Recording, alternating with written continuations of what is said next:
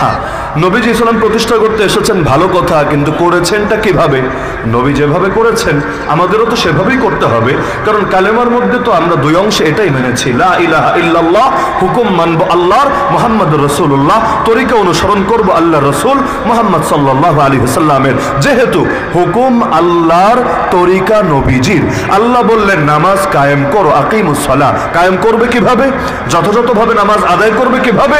আল্লাহ বিস্তারিত বলে দেন নাই। পুরো কোরআন ঘেটেও জাস্ট 2টা রাকাত নামাজ তাকবীরা তাহরিমা থেকে সালাম পর্যন্ত কিভাবে পড়তে হয় আপনি ডিটেইল বের করতে পারবেন না। কিছু অংশ পাবেন, কিছু অংশ পাবেন না। তো 2 রাকাত নামাজ পড়তেও নবীর অনুসরণ লাগে, নবীর সুন্নাহ লাগে। নবী নিজে নামাজ পড়ে দেখিয়ে দিলেন, সাল্লু কামা রাআইতুমুনি উসাল্লি। উম্মত, সালাত আদায় করো যেভাবে আমাকে সালাত আদায় করতে দেখেছো। আল্লাহ বললেন হজ করা লাগবে, ওয়ালিল্লাহি আলান নাস হিজ্জুল বাইতি মান ইসতাতা ইলাইহি সাবিলা। সামর্থ্যবানদের জন্য বাইতুল্লাহর হজ ফরজ করা হয়েছে, কিন্তু হজ করবে কিভাবে? আরাফায় কবে যাবে, মিনায় কবে যাবে, মুজদালিফায় কবে যাবে, আরে তওয়াফ কিভাবে করবে, সাই কিভাবে করবে, শয়তানদের পাথর কিভাবে মারবে, কত কিছুর তো দরকার আছে। আল্লাহ রাসূল শিখিয়ে দিলেন, খুযু আন্নী মানাসিকাকুম, খুযু আন্নী মানাসিকাকুম। হে উম্মত, আমার থেকে শিক্ষা গ্রহণ করো কিভাবে তোমাদের হজ আদায় করতে হবে। তাহলে হুকুম দেন আল্লাহ, তরিকা শিখান কে? মুহাম্মদুর রাসূলুল্লাহ সাল্লাল্লাহু আলাইহি ওয়াসাল্লাম। আল্লাহ বললেন জিহাদ করা লাগবে, ওয়াকাতিলুহুম হাত্তা লা তাকুনা ফিতনা ওয়া ইয়াকুনা দ্বীনু কুল্লুহু লিল্লাহ। যতদিন ফিতনা নির্মূল না হবে এবং আল্লাহর জমিন, আল্লাহর দ্বীন বিজয় না হবে, ততদিন পর্যন্ত বাতিল অপশক্তির বিরুদ্ধে লড়াই চলবেই চলবে। কিন্তু জিহাদ হবে কিভাবে? নবী শিখিয়ে দিলেন, উম্মত আমার বদর দেখো, উহুদ দেখো, খন্দক দেখো, তাবুক দেখো, হুনাইন দেখো, 47টা গাজওয়া দেখো, আর 27টা গাজওয়া দেখো, 47টা সারিয়া দেখো।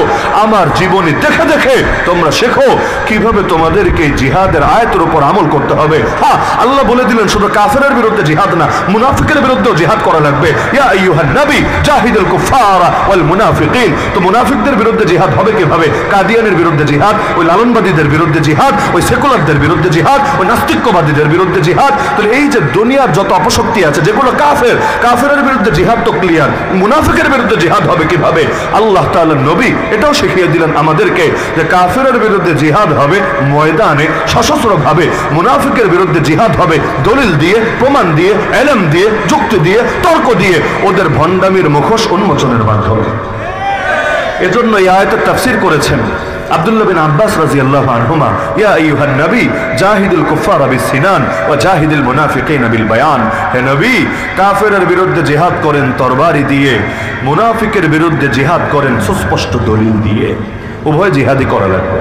তাহলে আল্লাহর জমিন, আল্লাহর দ্বীন কিভাবে কায়েম করব, এক্ষেত্রে নবীকেই তো আদর্শ মানতে হবে, নাকি অন্য কাউকে আদর্শ মানার সুযোগ আছে? মূল তরিকা 2টা, সাথে প্রাসঙ্গিক আছে কয়েকটা বিষয়। মূল তরিকা কোন 2টা? এগুলো কোরআনে আছে। আল্লাহ বলেন, ফাকাতিল ফি সাবিলিল্লাহ লা তুকাল্লাফু ইল্লা নাফসাকা হাররিল মুমিনিন আসাল্লাহু আন ইয়াকুফা বাসাল্লাযিনা কাফারু। শেষ থেকে যদি অনুবাদ করি অর্থ দাঁড়ায়, আল্লাহ অবশ্যই কাফেরদের শক্তিকে চূর্ণ করে দেবেন যদি তোমরা 2টো কাজ করতে পারো। কাজ 2টা, ফল 1টা।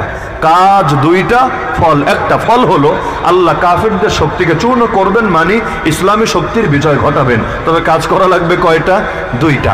1 নম্বর কাজের নাম হলো হাররিল মুমিনিন, দাওয়াত। 2 নম্বর কাজের নাম ফাকাতিল ফি সাবিলিল্লাহ, জিহাদ। মানে দাওয়াতও লাগবে, জিহাদও লাগবে। দাওয়াত প্লাস জিহাদ দুটো যখন মিলবে সমান সমান ইসলামের বিজয় হবে, কুফরি শক্তির পরাজয় হবে। শুধু দাওয়াত দিয়েও হবে না, শুধু জিহাদ দিয়েও হবে না। আল্লাহ রাসূল মক্কায় দাওয়াত দেন নাই, মক্কায় ওয়াজ নসিহত করেন নাই, মক্কায় ইলম শেখান নাই, মক্কায় মানুষের আত্মশুদ্ধির মেহনত করেন নাই। কোন কাজটা করেন নাই মক্কায়? সবই যদি করেন, ইসলাম কেন প্রথম প্রতিষ্ঠিত হলো মদিনায়? 13 বছর তো মক্কায় তার মেহনত চালিয়েছেন, তাহলে ইসলাম মদিনায় গিয়ে কেন প্রতিষ্ঠিত হলো, মক্কার বুকে হলো না কেন? তার মানে ইসলামকে বিজয় করতে চাইলে যেমনি ভাবে দাওয়াত লাগে, ইলম লাগে, আত্মশুদ্ধি লাগে, একইভাবে ইসলামকে বিজয় করার জন্য আন্দোলনও লাগে, সংগ্রামও লাগে, জিহাদও লাগে, বিপ্লবও লাগে। উভয়টা যখন মেলে আল্লাহর জমিনে ইসলাম বিজয়ী হিসাবে আত্মপ্রকাশ করে।